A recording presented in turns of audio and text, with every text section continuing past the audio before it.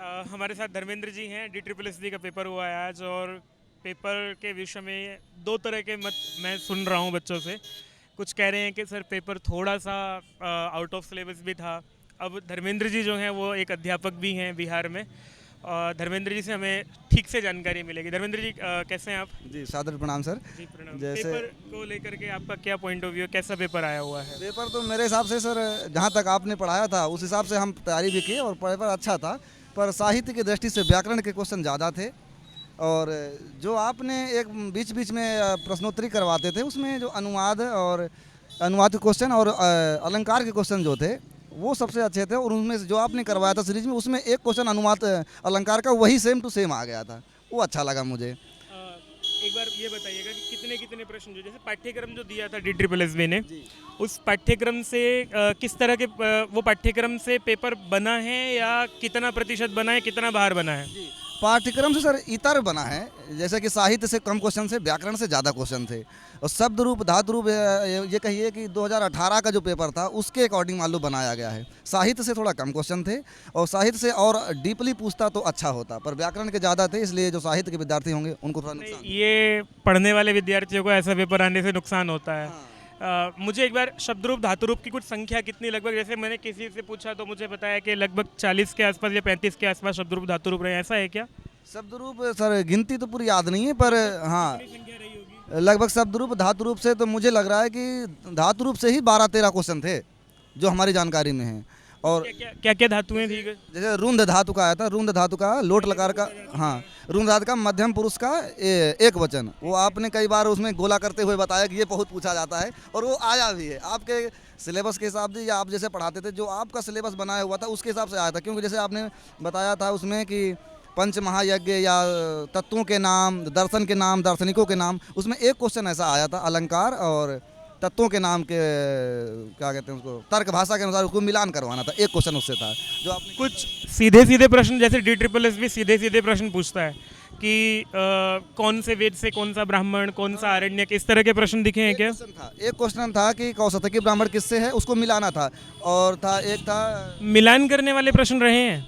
जी मिलान करने वाला था, हाँ कि जे उसमें ए और बी सही है कि ए सही है कि बी सही, ए और दोनों सही हैं, ऐसे था। जिसमें कौशतकी ब्राह्मण और एक आर्ष ब्राह्मण सामवेद वाला पूछा गया था।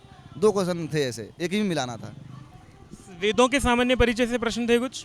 दो क्वेश्चन थे, एक वेदों का सामान्य परिचय और एक ब्राह्मण उपनिषद वाला मिलाना था। सबसे पहले संहिता, ब्राह्मण, उपनिषद और फिर अनर्ण्यक, ऐसे तो ना 4-5 क्रम नहीं है, वही क्रम मिलाना था। तो उसी क्रम के हिसाब से ABC रखना था बस। शब्द रूप हुआ, धातु रूप हुआ, और हमारे पाठ्यक्रम में विष्णु पुराण थी, रामायण का बालकांड था, अग्नि पुराण, इनसे कोई प्रश्न? नहीं, बालकांड से एक भी क्वेश्चन नहीं था। जैसे आपने एक क्वेश्चन बताया था राम का रूप या बालक का रूप बताते थे, तो आप बताते थे कि इसमें कभी कभी ऐसा होता है कि दो भी रूप पूछ लेता एक साथ। उसमें से एक क्वेश्चन पूछा था कि रमा शब्द का षष्ठी द्विवचन में कौन कौन बनता है, तो उसमें था षष्ठी द्विवचन और सप्तमी द्विवचन, ये ऑप्शन सही था। रामयो जो है वो दो जगह बनता था उस तरह। अच्छा, रमा शब्द का पूछा था। ठीक ठीक ठीक। और उपनिषद का अंदर से कुछ पूछा हुआ एक था? क्वेश्चन धातु रूप से था कि अतुनुमम, अतुनुमम था, यानी कि लोट लकार। तन्वम, तनु धातु का रूप पूछा हुआ था। उत्तम पुरुष का द्विवचन पूछा था उसमें। हाँ ये बहुत अच्छा क्वेश्चन था। और उसमें दो क्वेश्चन ऐसा था कि वो सेम सेम था, एक में हलंत था एक में बिना हलंत था, तो जो बिना हलंत वाला था वही सही था। अतुन्व रूप बनता है। भाषा शिक्षण को लेकर के थोड़ा भाषा शिक्षण को लेकर के जो प्रश्न थे वो कैसा, उनका स्तर कैसा था? भाषा से सामान्य क्वेश्चन थे, जो 10 क्वेश्चन थे, पर सर एक क्वेश्चन ऐसा था जो गलत आया था। जिस कथन था सारंग और रव का, और उसमें सारंग रव ऑप्शन में था ही नहीं। उसमें भरत और लक्ष्मण ये था। जो सारंग रव कहता है कि आप जो वनवासी लोग होते हैं। न खलु धीमताम कश्चिद विषयो नाम। हाँ हाँ यही क्वेश्चन था। हाँ ठीक है ठीक है, तो वो तो शारंग रव की उक्ति है। हाँ तो वो हाँ ऑप्शन ही नहीं था सर। अच्छा। आपने इसको पढ़ाते समय हाईलाइट भी किया था कि ये क्वेश्चन बहुत इंपॉर्टेंट है। पर ये अगर कहते हैं कि अगर कोई कहता है कि अगर आपसे यूट्यूब पे पढ़ता होता और जो आप करवा रहे थे, हम बड़ी बात नहीं कहते, अगर आप जैसे करवा रहे थे अगर वैसा पढ़ते, तो मुझे लगता है कि 70 से 75 क्वेश्चन आपके जो प्रश्नोत्तरी जो करवाते थे उससे आ जाता। मेरा मानना थोड़ा सा इसमें ये रहता है कि विद्यार्थी का ना अपना परिश्रम होता है, और अगर वो ठीक से सही दिशा में परिश्रम करता है तो पेपर होते ही हैं, सफल होता ही है व्यक्ति। ठीक है सर, पर दिशा बताने वाले लोग आप जैसे गुरु लोग रहते हैं ना, तो रास्ता बहुत आसान हो जाता है। संघर्ष कितना भी बड़ा हो, वो रास्ता सरल आप लोग बना देते हैं। आप बिहार में अध्यापक हैं? जी सर। कब ज्वाइन किया आपने?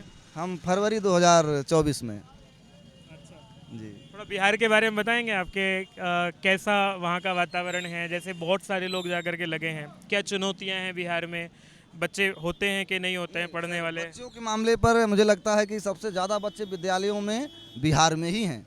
और वहाँ की सबसे अच्छी बात यह है, विद्यालय बहुत सुंदर बने हैं और डबल बिल्डिंग बनी हुई है। तो छोटे बच्चों को नीचे बैठाते हैं और बड़े बच्चों को ऊपर, ताकि बड़े बच्चे कभी नीचे ना आ सके और नीचे बच्चे वाले ऊपर जाते हैं, गिर जाते हैं, चोट खा जाते हैं। नीचे बच्चों के लिए अच्छी सुविधा की है वहाँ पर बिहार। और एमडीएम बहुत सुंदर चलता है। सबसे पहली पॉइंट ये, जैसे भूखमरी कहें या गरीबी कहें, तो वहाँ एमडीएम की व्यवस्था बहुत अच्छी है। एमडीएम क्या होता है? मध्याह्न भोजन, अच्छा, ठीक। मध्याह्न भोजन बहुत अच्छा है वहाँ का। ये व्यवस्था बहुत अच्छी सरकार के द्वारा है, या विद्यालय में शिक्षक करते हैं, जो भी करते हैं अच्छा। आपको अगर अवसर मिलता है कि आपको दिल्ली में अवसर मिल रहा है तो आप दिल्ली ज्वाइन करेंगे कि बिहार रहेंगे? नहीं, अभी तो फिलहाल बिहार में मन लग गया है, लेकिन हमारा परिवार यहीं दिल्ली में है। अगर सब कुछ अच्छा हो जाता है तो भविष्य का योजना जो है भविष्य में रहेगा। चलिए, धर्मेंद्र जी से बात की और अच्छे से इन्होंने पेपर के विषय में बताया है। इनको आगे के इनके भविष्य के लिए मैं मंगल कामनाएं करता हूँ अपने पाठशाला आपका परिवार की ओर आशीर्वाद से। है। मैं तो कह रहा हूँ कि आपसे जो प्रश्नोत्तरी लगाए थे यूट्यूब पे, वो बहुत अच्छी थी। और मेरे हिसाब से मैं जो किया हूँ सही किया हूँ। मैंने फर्स्ट पेपर में 47 क्वेश्चन किया हूँ। और अपने विषय पेपर 1 का स्तर किस तरह का रहा है आज का? संस्कृत वाले विद्यार्थी सर वैसे ही होते हैं, वो उतना विशेष कुछ कह नहीं सकते। लेकिन जहाँ तक हमारा अनुभव था, जो हम लगाते थे उसमें प्रश्नोत्तरी या क्या कहते हैं लगाते थे टेस्ट सीरीज, तो उसमें 142 145 के आसपास आते थे।